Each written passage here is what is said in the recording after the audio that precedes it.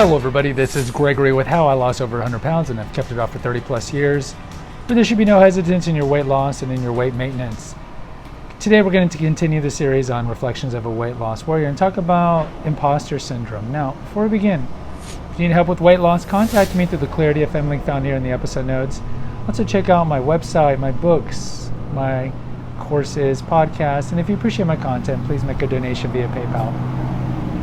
All right, so I want to backtrack right now in the order of reflections of a weight loss warrior. I'm already married and about 8 years into the weight loss, but I want to talk about, as we leave the 90s, to talk about imposter syndrome, because imposter syndrome was something that I definitely had at the beginning of my weight loss, which was about 1991, all through the 90s.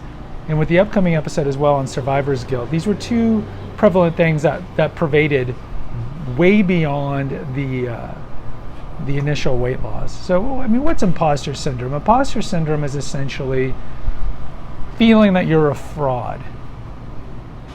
And what do I mean by that vis-a-vis my weight loss and weight maintenance?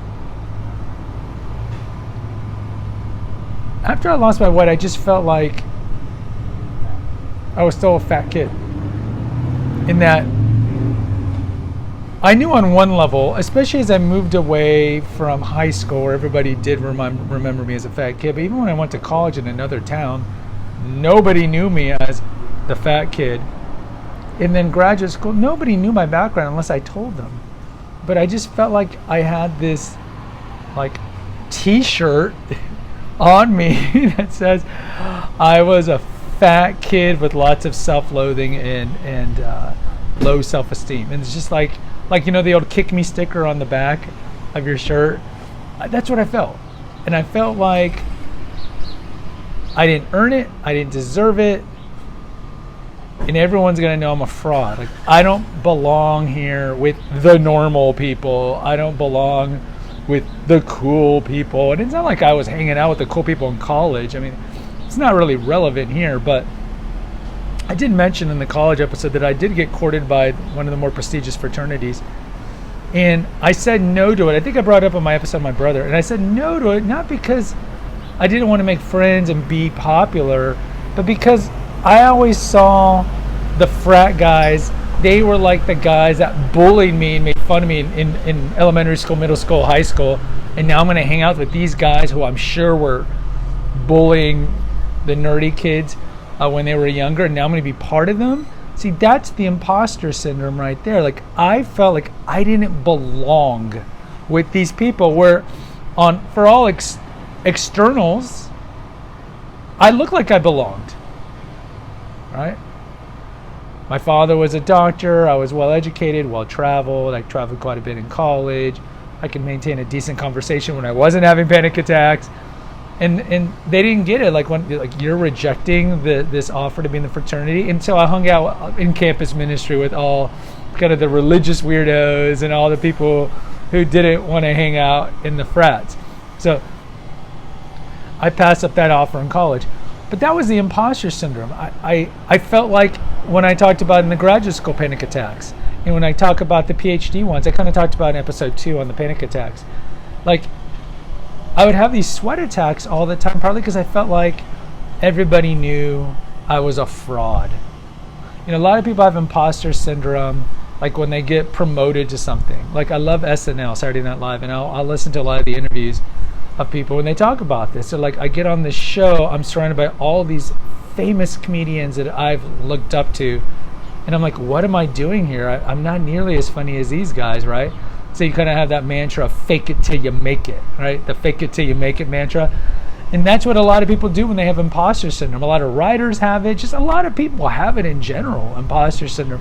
You can even have it in relationships. It's like, what am I doing with this beautiful woman? Or what am I doing with this, handsome rich man or whatever? Imposter syndrome is pretty common.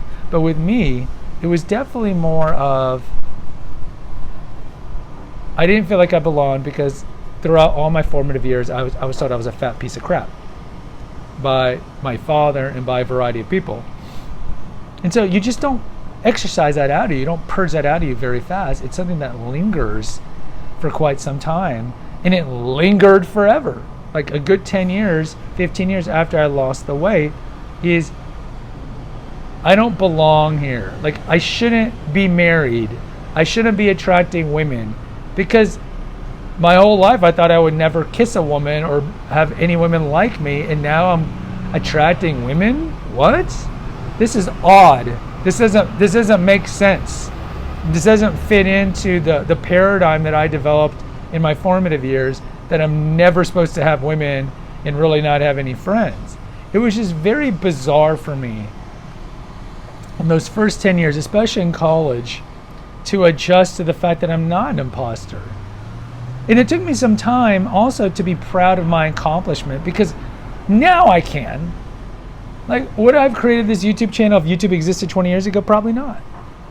But all through the 90s, I never really stood back and I thought, wow, you should be congratulating yourself that you've lost all this weight and you've been keeping it off, because I was so petrified, guys, about gaining it back. So it was always just like horse with the blinders, right? Just day in, day out, calorie in, calorie out, don't gain the weight, don't gain the weight, don't gain the weight. You know. And as time went on, that never really went away, where I could look back, wow, I've kept it off 5 years. Wow, I've kept it off 7 years. Wow. It's only like in the last 10 years that I've been like, wow. And that's why I created the website and the initial Confessions podcast and now the YouTube channel, because it took me time to not have the imposter syndrome. And now I don't have it. I am proud of my accomplishments, and I feel like I earned it, and I earned whatever blessings that I've had, whether it be in relationships, my children, whatever it is. But guys, if you do have imposter syndrome after you lose your weight, just know you're not alone, man. There's a lot of people go through it. And not just vis-a-vis weight loss, like just a lot of people have imposter syndrome. So don't feel alone. Guys, post in the comments. Let me know if you can relate to this. Hit the notification, subscribe, and share button. Until next time, take care. God bless and pray.